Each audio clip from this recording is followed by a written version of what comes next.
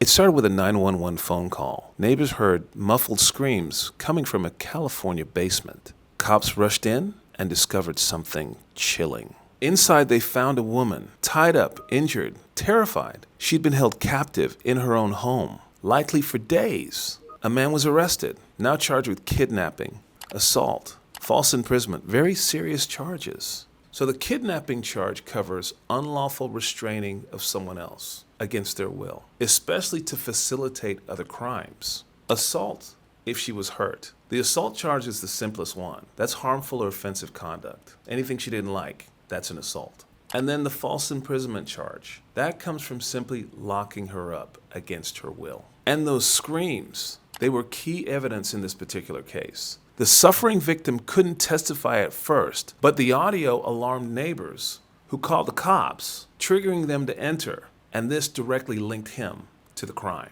With the victim's testimony now coming forward, plus the audio and the physical evidence, the prosecution's case was strong. He was facing decades in prison, maybe even life. The one thing you need to understand about screams is this. Muffled screams aren't just scary, they're legally powerful. They turn suspicion into probable cause and arrest. The interesting thing here is that this defendant, despite all these very serious criminal charges, he really thought he was providing a service for the community. He thought he was an ally to the police. I think he's going to have a pretty difficult time proving up the fact that he's an ally to the police and not just another thug out there trying to get over on an innocent and unsuspecting victim. What's really interesting here is those muffled screams probably saved her life, along with those neighbors. If they didn't investigate to see what was going on and call the police, I shudder to think what might have happened to her.